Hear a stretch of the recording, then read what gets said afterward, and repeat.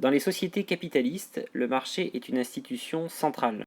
Dans cette vidéo, nous allons essayer de définir ce qu'est un marché, puis nous verrons les différentes formes qui peuvent être prises par les marchés aujourd'hui. Il est possible tout d'abord de remarquer qu'il existe une grande diversité de marchés. Au Moyen-Âge, dans les foires médiévales, les commerçants venaient à la rencontre des acheteurs. On retrouve ce principe dans les marchés actuels, qui ont lieu par exemple les dimanches matins dans les villages. Cependant, les marchés qui mettent en présence physique des acheteurs et des offreurs ne sont plus aujourd'hui la norme absolue. En effet, il existe des marchés qui sont dématérialisés. On peut prendre ainsi l'exemple de la vente sur Internet avec des sites comme eBay, etc. Nous allons maintenant essayer de définir ce qu'est un marché.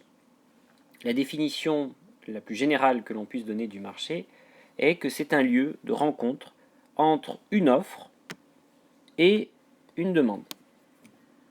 L'offre est la quantité d'un produit offert à la vente pour un prix donné.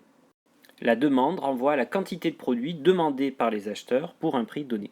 On remarque donc que l'offre émane des vendeurs et la demande provient, elle, des acheteurs. L'offre et la demande se rencontrent donc sur ce que l'on appelle le marché.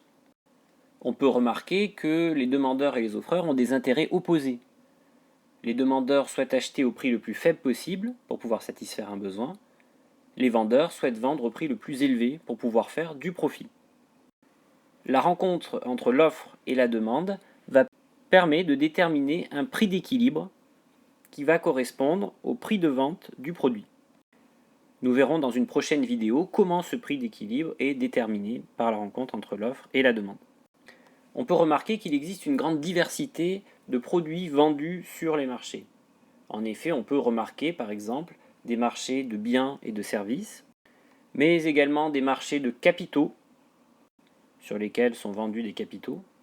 Il existe également ce que l'on appelle le marché du travail, qui sera analysé plus en détail dans le programme de terminale.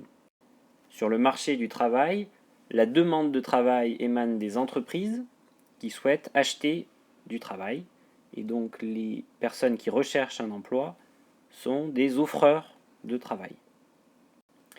Pour qu'un marché puisse fonctionner de manière efficace, il faut qu'il y ait des institutions marchandes qui soient mises en place. Ces institutions marchandes permettent et encadrent les échanges marchands, c'est-à-dire les échanges qui sont réalisés sur un marché. Alors, quelles sont ces institutions marchandes ? On peut repérer trois types d'institutions marchandes. Il y a tout d'abord les règles. Ces règles renvoient en fait aux lois, aux directives qui encadrent les échanges sur le marché. Par exemple, dans le cadre du fonctionnement du marché, il est important que soient définis ce que l'on appelle des droits de propriété. Les droits de propriété sont la capacité qui est donnée à son détenteur d'utiliser librement un bien ou un service et de le vendre. Et on voit que cette règle est fondamentale puisqu'elle est un préalable aux échanges marchands. En effet, sans droit de propriété, l'échange est impossible. Si un objet n'appartient pas à quelqu'un, il est impossible de le mettre en vente. Les droits de propriété sont donc un exemple de règles qui permettent d'encadrer le fonctionnement des marchés. Deuxième type d'institution qui permet d'encadrer le fonctionnement des marchés, ce sont les conventions. Ces conventions dépendent des cultures, des pays ou des endroits dans lesquels sont réalisés les échanges. Par exemple, une convention fréquemment mise en avant dans les échanges est le principe de la vente à prix fixe, lorsque le prix est fixé d'avance par le marchand et donc il n'y a pas de négociation qui s'effectue. Par exemple, lorsque vous vous rendez dans un magasin, vous n'allez pas négocier le prix de vente qui est affiché sur le produit.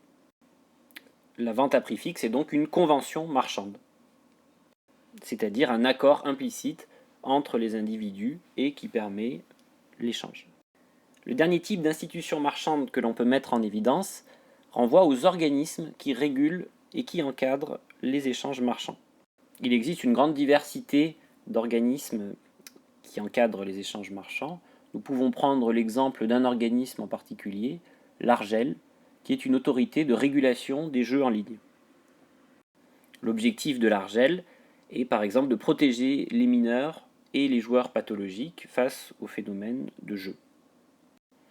On voit donc que ces institutions marchandes sont fondamentales dans la mise en place du marché, car elles permettent de contrôler son fonctionnement et d'assurer que les échanges marchands puissent être encadrés.